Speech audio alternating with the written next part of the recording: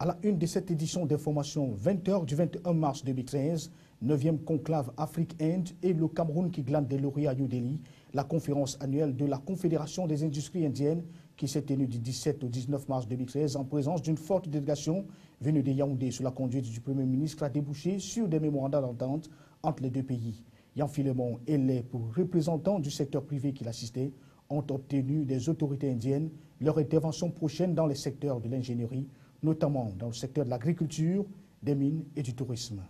Sénatorial du 14 avril 2013, le filtre sélectif d'élections Cameroun, la structure en charge de l'organisation de toutes les opérations électorales et référendaires du Cameroun a rendu sa copie relative à la validation des candidatures. Sur les 8 partis, 4 seulement sont retenus par l'instance.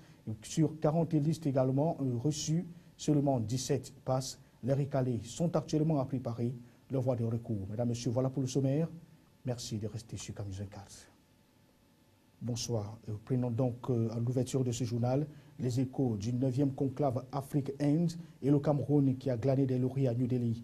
La conférence annuelle de la Confédération des industries indiennes qui s'est tenue à Taj Palace du 17 au 19 mars 2013 en présence d'une forte délégation venue de Yaoundé sous la conduite du Premier ministre a permis de densifier la coopération entre le Cameroun et l'Inde. De ces assises qui ont débouché sur des mémorandums d'entente, Yann Filemon et ses représentants du secteur privé qui l'assistaient ont obtenu des autorités indiennes leur intervention prochaine dans les secteurs de l'ingénierie, notamment l'agriculture, les mines et le tourisme. Donald Anouzoa nous en fait le compte rendu. La délégation camerounaise présente à New Delhi comptait en son sein, outre les membres du gouvernement, des experts de certaines administrations, comme les ministères des Travaux publics, de l'eau et de l'énergie et les représentants du secteur privé, amenés par le président de la Chambre de commerce. L'intérêt de l'Inde à renforcer sa présence au Cameroun se lie à travers 2 lignes de crédit. La première, accordée par Exim Bank India, va accompagner la mise en place de l'usine d'assemblage des tracteurs de Bolova. La deuxième ligne, à en croire le Minepat, Emmanuel Nganou Djoumessi, également présente à la table des discussions, contribuera au développement de l'industrie du manioc à la périphérie de Douala. Le chef du gouvernement, qui s'est félicité de la forte présence du secteur privé à ses assises, a invité les hommes et femmes d'affaires à travailler en synergie avec le gouvernement pour aider le Cameroun à faire de bonnes affaires avec l'Inde. Ceci en nouant d'importants contacts à l'issue du conclave. Au total, il a filtré de ces assises des accords d'entente qui vont se matérialiser dans les secteurs où l'Inde a le plus d'ingénierie, notamment l'agriculture, les mines et le tourisme. À la faveur du 9e conclave Afrique-Inde, tenu du 17 au 19 mars 2013, les collectivités territoriales décentralisées ont pu tirer leur épingle du jeu. Les mairies de Yaoundé 6e et Douala 3e pourront dans les 12 premiers mois bénéficier de l'implantation sur leur territoire des structures pouvant leur produire des engins en vue des travaux d'aménagement de leurs cités respectives. Bon à savoir, près de 9000 délégués étaient présents à ce premier conclave Inde-Afrique, au cours duquel le Cameroun a laissé voir ses différentes richesses et potentialités. Restons toujours dans le cadre de ce conclave Inde-Afrique et une firme indienne qui est donc annoncée pour s'investir dans la commune d'arrondissement de Douala 3e. Le rendez-vous est prêt d'ici 12 mois. Cette venue marquera donc un nouveau départ pour l'Amérique qui s'active depuis toujours dans le désenclavement de son territoire. Outre l'aménagement de sa voirie, cette venue sera aussi lisible dans la création d'emplois en zone rurale à travers la présence d'une industrie et de développement du manioc. Stéphane Bonjour. Les mémorandums en question tournent autour d'une dotation de 10 millions de dollars qui seront à matérialiser sur le terrain par la mise en place d'une structure spécialisée dans la fabrication des engins. Ce matériel, une fois à la disposition de la commune d'arrondissement de Douala 3e, devrait permettre à ses responsables de poursuivre les travaux d'aménagement de la voirie locale. La signature de ces accords est l'aboutissement des marchés entamés depuis 2010, 2 années au cours desquelles la mairie, après acquisition des engins, avait décidé de s'attaquer au bourbier pour un résultat apprécié. C'est que la commune, qui a la lourde responsabilité d'abriter la plus grande zone industrielle du pays, bénéficie d'un réseau routier à double visage. Un quart de route bitumée et 3 quarts de route en terre. Étalée sur une superficie de plus de 117 km², sa double facette rurale et urbaine l'oblige à des partenaires efficaces et durables. La venue des partenaires indiens l'aidera à accompagner et soutenir davantage les initiatives du gouvernement dans l'amélioration du cadre de vie des populations à travers la circulation de leurs biens. Dans l'autre actualité à présent, la Banque camerounaise des petites et moyennes entreprises, la BCME, CPME, se met donc progressivement. La structure prend progressivement corps et le tout premier conseil d'administration de cette structure bancaire s'est tenu ce jeudi 21 mars 2013 dans la salle de conférence du ministère des Finances en présence de Laurent Serge Etoudingwa. Lui, il est le ministre des petites et moyennes entreprises, économie sociale et artisanat, qui doit veiller sur la politique de développement des petites et moyennes entreprises au Cameroun. À ses côtés, il y avait Alaminous Madmé qui s'occupe des finances et pour tous les autres aspects de la nouvelle institution financière dotée d'un capital social de 10 milliards de francs CFA. Il faut dire que cette banque avait été annoncée lors du commerce agro-pastoral des boulevards et sa venue était donc très attendue. Voilà qu'elle se met donc progressivement en place. Ouvrons à présent la page consacrée au sénatorial du mois d'avril 2013 prochain et le filtre sélectif de l'ECAM qui vient donc d'avoir lieu et qui reste dans l'actualité. Il faut dire que Elections Cameroun vient de rendre sa copie relative à la validation des candidatures. Sur les 8 partis politiques, 4 seulement sont retenus par l'instance en charge des dites élections et sur 40 listes reçues, seulement 17 sont passées. Les recalés ont donc 48 heures pour saisir les voies de recours. L'économie de cette première purge d'Elections Cameroun, c'est avec vous, Donadan Nzoua. Réuni en session de plein droit hier, mercredi 20 mars, le Conseil électoral d'Elections Cameroun a publié aux environs de 20h30 les listes provisoires acceptées pour le scrutin du 14 avril prochain. Sur les 40 listes de candidats présentées par 8 formations politiques, l'ECAM a retenu 17 listes répondant aux conditions requises par la loi. Les candidats retenus appartiennent à 4 formations politiques. Il s'agit du SDF qui s'en tire avec 7 listes sur les 8 présentées, avec omission de la liste du littoral rejetée par l'ECAM. Le RDPC occupe le 2e rang avec 6 listes. Ces listes de l'extrême nord, de la Damawa et de l'Est ont été recalées. L'UNDP arrive en 3e position avec 3 listes retenues. Les listes de l'extrême nord, du centre et du nord-ouest n'ont pas franchi les mailles de l'ECAM.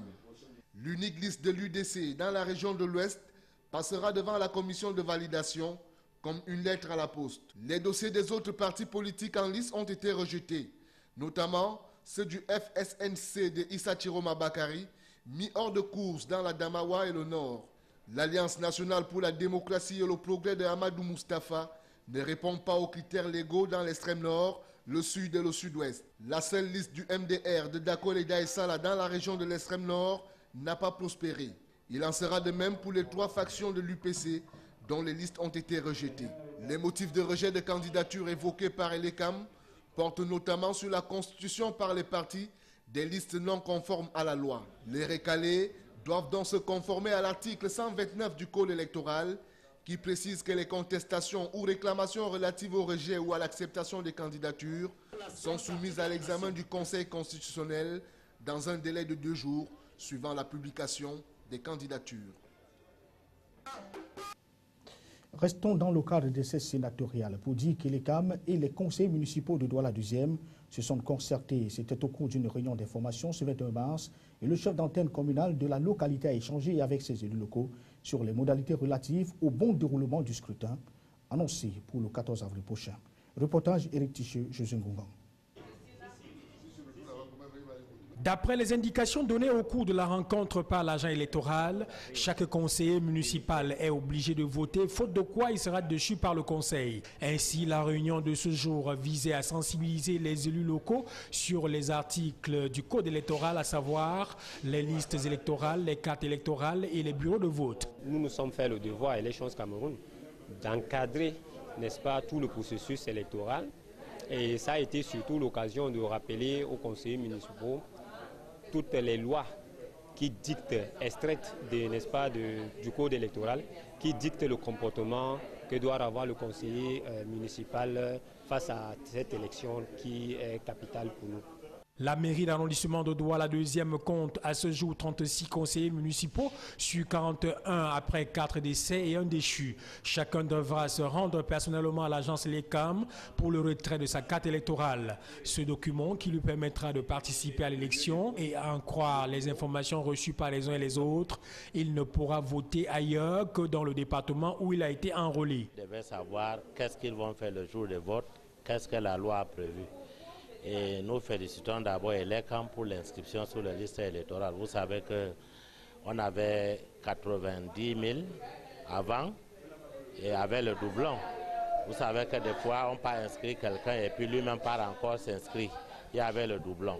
Bon, maintenant, si on est déjà à 69 000 quelques, avant la fin d'inscription, je crois que nous allons encore avancer. Donc LECAM a bien travaillé. Nous félicitons d'abord LECAM pour ça. Le collège Afré-Saké a été choisi pour abriter le centre de vote dans le Vouri. 4 bureaux de vote y seront logés pour un ratio de 64 à 65 électeurs par bureau. La liste des bureaux de vote sera affichée 15 jours avant le scrutin et chaque conseiller n'a le droit de porter qu'une seule procuration. La rencontre s'est achevée par le bilan mi-parcours des inscriptions générales dans la localité avec plus de 69 000 inscrits, soit 78% sur 90% fixés, et placé 3e au classement départemental. Parlons cette fois de la lutte contre le braconnage avec l'Afrique centrale qui prépare sa riposte. C'est par une concertation des experts qu'a démarré ce jeudi 21 mars 2013 à Yaoundé la première réunion d'urgence des ministres de la communauté économique des États de l'Afrique centrale en charge des questions de défense et de sécurité, des relations extérieures, de l'intégration régionale et de la protection de la faune sur la mise en œuvre d'un plan d'extrême urgence relatif à la lutte anti-braconnage dans la zone septentrionale de l'Afrique centrale. Les détails avec Salomon Foué, Marcel Vendor, Stéphane Bonjo pour le récit. De l'avis des participants, à cette rencontre, l'Afrique centrale abrite une biodiversité variée, constituée de grands mammifères et notamment de nombreux éléphants. Des espèces fortement menacées depuis quelques années par le phénomène du braconnage qui a pris des dimensions inquiétantes par le fait que les braconniers apparaissent de plus en plus organisés et équipés en armes de guerre. Il s'agit de véritables bandes armées qui sévissent dans la sous-région à la recherche d'ivoire, dont la flambée des prix sur le marché international asiatique et du Moyen-Orient justifie cette criminalité biologique et écologique. L'actualité ces derniers temps concernant le braconnage dans la zone septentrionale de l'Afrique centrale. Et vous savez l'importance que la faune présente pour notre pays. Donc il était très urgent que les efforts des pays de la sous-région soient combinés pour pouvoir lutter contre ces fléaux et en fait l'objectif de cette réunion. Et vous attendez à avoir un plan applicable immédiatement? Immédiatement, un plan opérationnel immédiat. Pour faire face à ce fléau devenu une menace grave, non seulement sur la biodiversité, mais également pour la paix, la sécurité, l'intégrité des États, l'économie et le bien-être des populations, le secrétaire général de la communauté économique des États de l'Afrique centrale, à travers le programme Écosystème fragilisé d'Afrique centrale, ECOFAC, financé par l'Union européenne, a décidé de la mise en place d'un certain nombre d'actions sur les bases des initiatives nationales et sous-régionales. Je trouve que cette réunion a tout son sens et le but à atteindre, c'est arriver à éradiquer ce mal. Et je trouve que c'est une obligation même que les pays qui sont concernés par ce problème puissent se retrouver, réfléchir ensemble pour voir qu'est-ce qu'il faut faire pour arriver à résoudre.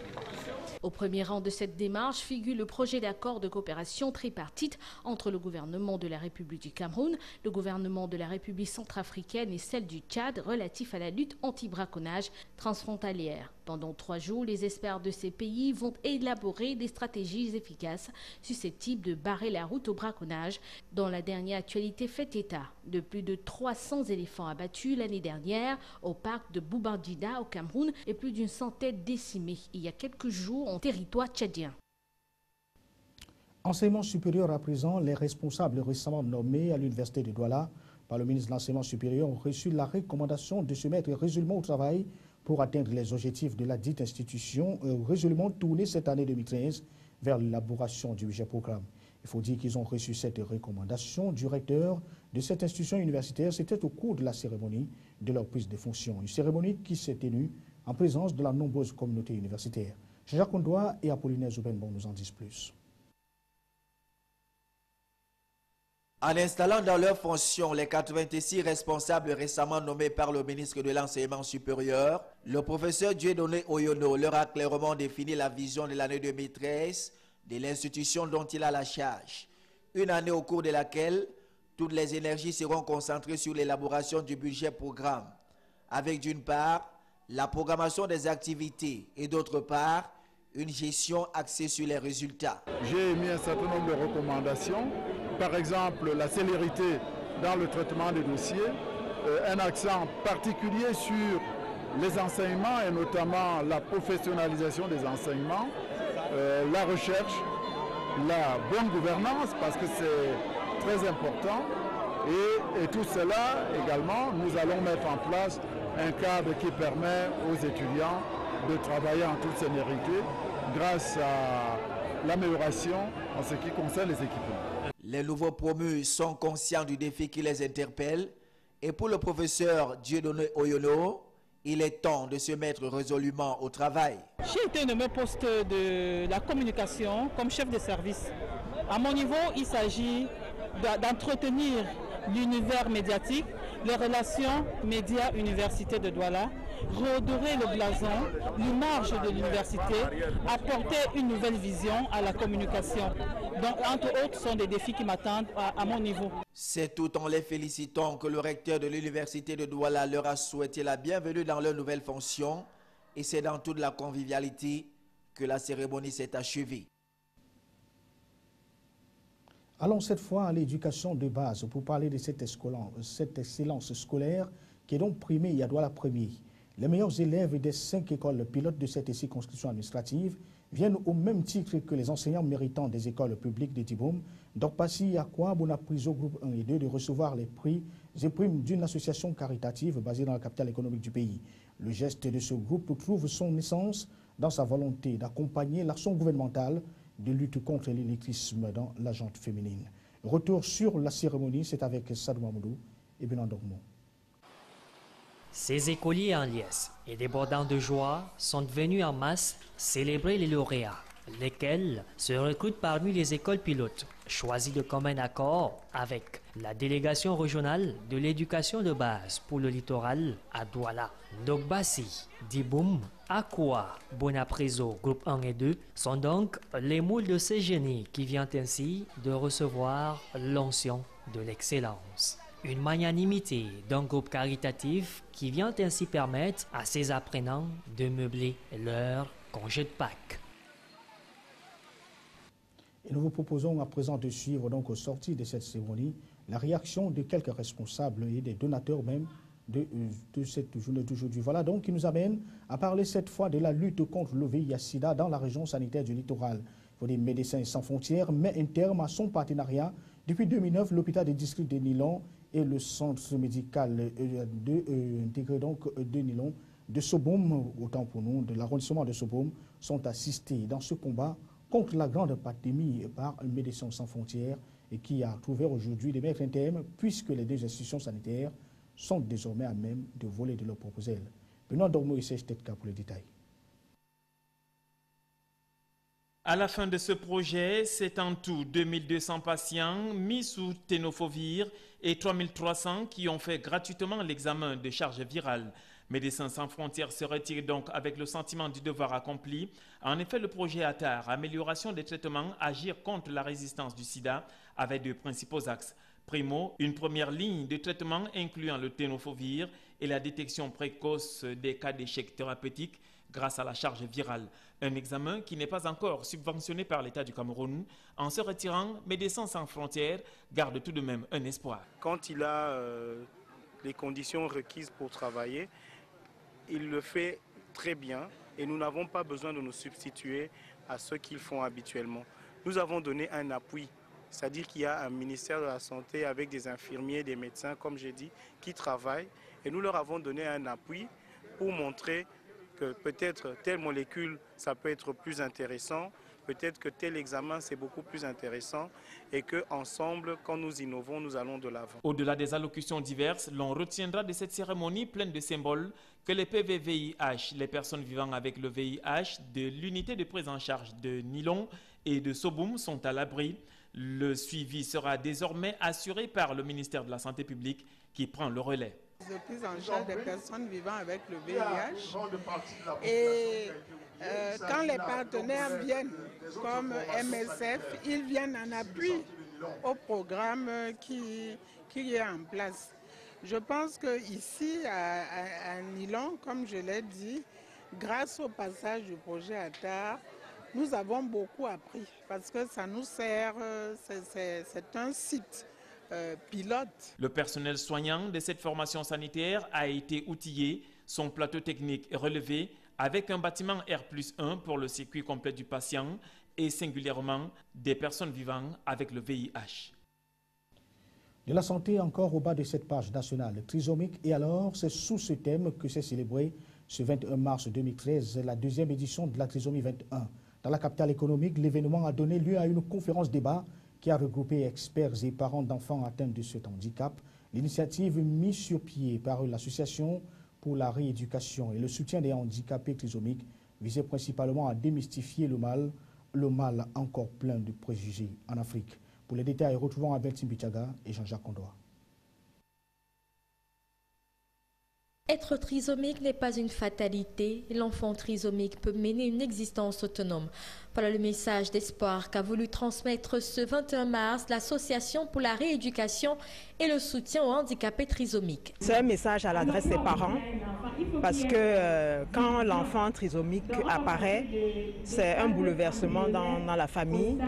Certaines familles sont séparées à cause de l'apparition de cet enfant. C'est un message de réconfort à l'endroit des parents et c'est un message des parents à l'endroit de ces enfants qu'ils ont finalement accepté, un message d'amour. La trisomie 21, une maladie mal connue et souvent difficile à appréhender par les parents. C'est déjà à l'âge de 9 mois environ que je me suis rendu compte que Poufou était trisomique. Malgré tous les examens que j'ai eu à faire sur cet enfant, malgré tous les pédiatres qui l'ont consulté, mais aucun de ces pédiatres ne m'avait jamais fait allusion à cette maladie qui était la trisomie 21. L'on apprendra au cours de cette rencontre que les enfants atteints de cette maladie caractérisée par l'apparition anormale d'un chromosome de plus à la 21e paire nécessitent d'être pris en charge très tôt pour s'assurer une meilleure croissance. Ces enfants doivent être pris en charge à partir de 6 mois par les professionnels paramédicaux parce que déjà avec le problème cardiaque, ils sont suivis par les médecins.